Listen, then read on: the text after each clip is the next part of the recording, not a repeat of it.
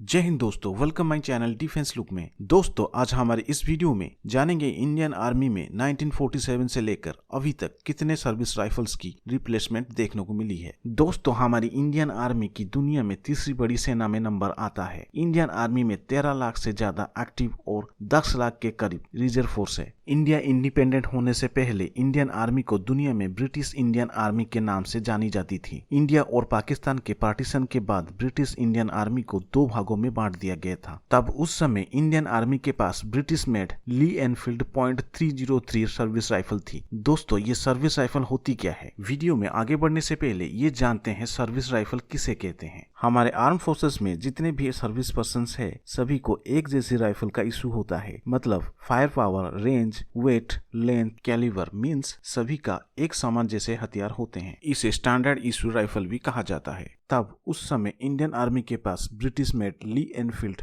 .303 service rifle थी। दोस्तों ये राइफल 303 नाम से भी जानी जाती है। ये राइफल ज्यादातर स्टेट पुलिस वालों के पास देखा जाता है। लकड़ी और लोहे से बनी ये राइफल का नाम 303 इसकी गोली की वजह से है। ली एनफील्ड एक प्रसिद्ध राइफल है जिसका उपयोग ब्रिटिश सेना और ब्रिटिश राष्ट्रमंडल सेनाओं के द्वारा इस राइफल की इस्तेमाल की जाती थी। ये राइफल बोल्ट एक्शन मैगजीन से चलने वाली रिपीटिंग राइफल है। इस राइफल की खास बात यह है कि दुनिया भर में 17 मिलियन यूनिट्स इसकी बिक्री हुई थी। भारत की स्वतंत्रता मिलने के बाद भारतीय सेना को ली एनफील्ड राइफलें ब्रिटिश इंडियन फोर्स से विरासत में मिली थी। भारतीय सेना ने इस राइफल की SMLE MK3 वेरिएंट इस्तेमाल कर रही थी जो ईसापुर फैक्ट्री वेस्ट बंगाल में इसकी प्रोडक्शन होता था। दोस्तों इंडिया और पाकिस्तान पार्टीशन के बाद 1947 अक्टूबर मंथ में इंडिया और पाकिस्तान के बीच पहली लड़ाई हुई थी। इसमें दोनों तरफ की सेनाओं ने इसी राइफल ली एनफील्ड राइफल का इस्तेमाल किया था। 1962 में जब इंडिया चाइना वार के दौरान उस समय भारतीय सेना के पास यही ली एनफील्ड .303 राइफल थी। ये राइफल ऑटोमेटिक नहीं थी लेकिन चाइनीज फोर्सों के पास ऑटोमेटिक राइफल के साथ कई आधुनिक हथियार थे। इस लड़ाई में चीन ने गद्दारी कर भारत के ऊपर अचानक हमला कर दिया था। भारत के 10 से 12 हजार सैनिक इस युद्ध में लड़े थे जबकि चीन की तरफ से 80 हजार सैनिक इस युद्ध में शामिल हुए थे। दोस्तों इस युद्ध में हमारे जाबाज 10,000 सैनिकों ने चीन के 80,000 सैनिकों के ऊपर भारी पड़े थे। इंडियन आर्मी और इंडियन एयरफोर्स के बीच तालमेल की कमी की वजह से चीन इसकी पूरी तरह से फायदा उठाया था। चाइनीज सेना के पास आधुनिक हथियार के साथ अच्छे क्लोथिंग थे जबकि हमारे वीर जवानों के पास ठंड से बचने के लिए अच्छे क्लोथिंग भी तक नहीं थे। इन्हीं के कारणों की वजह से भारतीय सेना ये लड़ाई हार चुकी थी। 21 नवंबर 1962 को पूरा एक महीना युद्ध चलने के बाद चीन ने एक तरफा युद्ध विराम की घोषणा कर दी थी। इस युद्ध के बाद भारतीय सेना ने पाया कि ली एनफील्ड राइफल चीनी सेना के AK-56 ऑटोमेटिक असॉल्ट राइफल जो कि AK-47 की कॉपी राइफल है और SKS कार्बाइन जैसे आधुनिक हथियार के कंपैरिजन में भारी कमी पाई गई थी। दोस्तों आइए जानते हैं ली एनफील्ड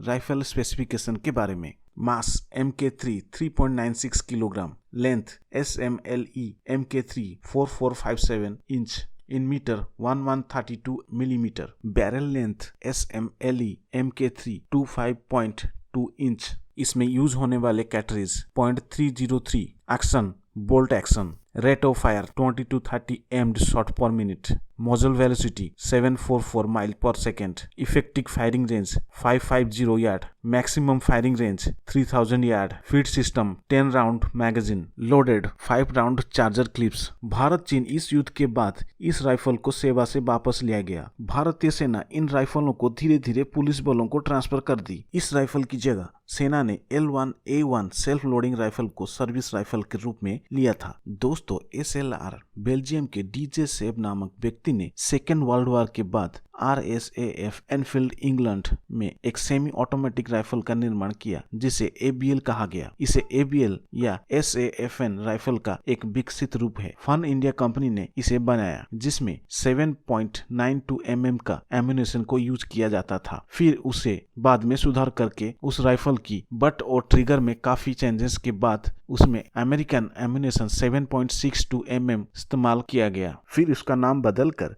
FAL यानी फुसिल ऑटोमेटिक लेजर रखा गया। फिर इस बंदूक की तर्ज पर SLR की उत्पत्ति हुई जिसे इंडिया में सन 1965 में सर्वप्रथम मैन्युफैक्चर किया गया। इसका निर्माण त्रिचुपाली ऑर्डिनेंस फैक्ट्री में किया गया था। इसका नाम 7.62 mm 1A1 रखा गया। दोस्तों SLR राइफल का वेराइटी इस प्रकार से है। Model 1 Isapur 1A1, it was copy of British L1A1, it was automatic variant. Model number 2 Isapur 1C, it was fully automatic variant designed for firing from porthole of BMP-2.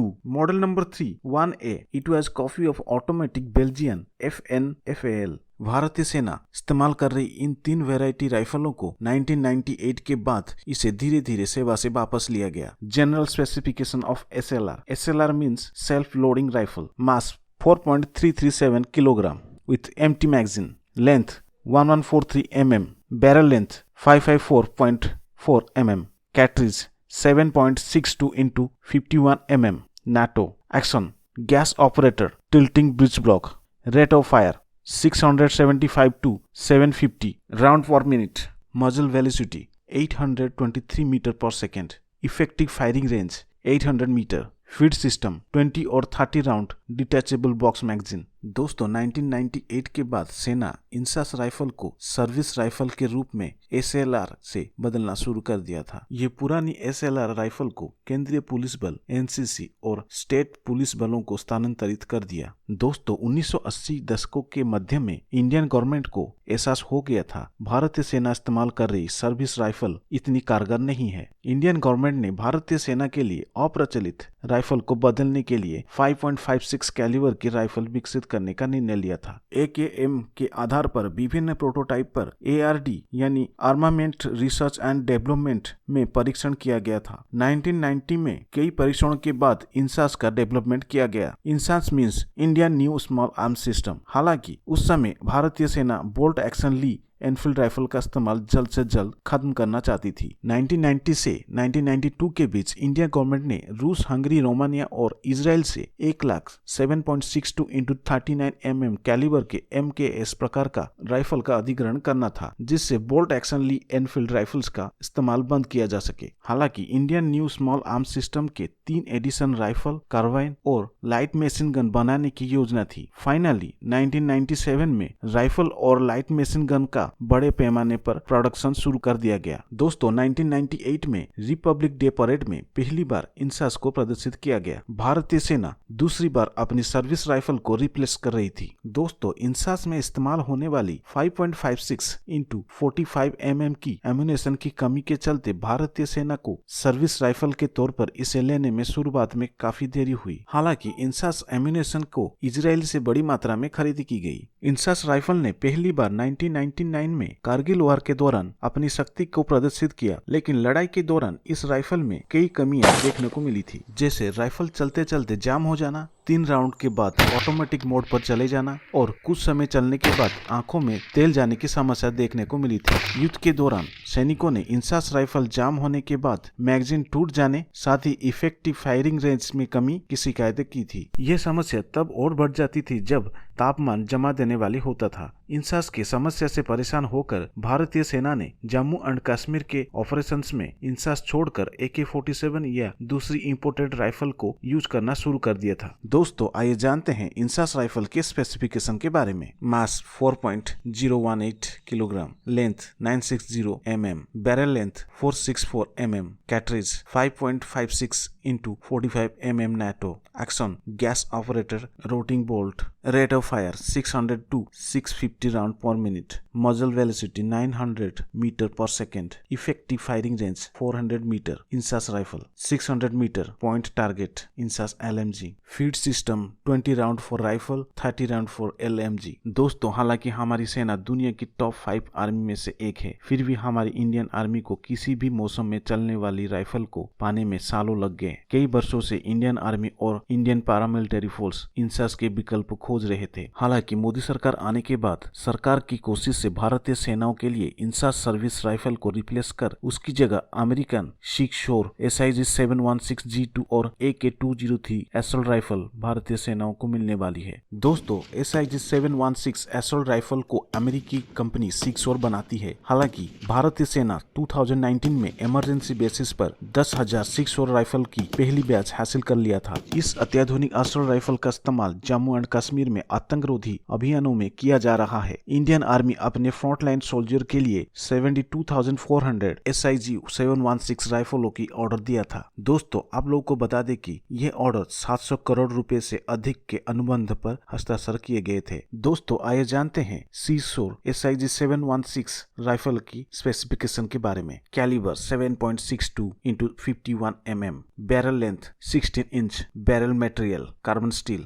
Range 600 metre, magazine type AR-10, action type semi auto, stock type telescopic, overall length 37 inch, weight 3.85 kg, grip type polymer. SIG 716 assault rifle के अलावा Indian special force Israeli manufactured company IWI Tavor TAR 21 CTAR 21 STAR 21 × 95 version का इस्तेमाल करते हैं। रक्षा मंत्रालय ने चीन और पाकिस्तान के खतरों को देखते हुए भारतीय सेना की ताकत को और भी मजबूत करने के लिए लगातार प्रयास कर रहा है। इंडियन गवर्नमेंट चाह रही है जल्द से जल्द भारतीय सेना की वर्तमान के सर्विस राइफल इंसास को AK-203 राइफल के साथ रिप्लेस करना। हालांकि पिछले दिनों सरकार ने AK-203 राइफल की 5,000 करोड़ डील को अंतिम मंजूरी दे दी है। दोस्तों, AK-203 भारतीय सेना को मिलना यह चौथी सर्विस राइफल रिप्लेसमेंट होगा सेना के लिए। इस बड़ी डील से भारतीय सेना की ताकत और भी मजबूत होने वाली है। AK-203 असॉल्ट राइफल की इस डील से 7 लाख से ज्यादा गनों की निर्माण किया जाएगा। इसमें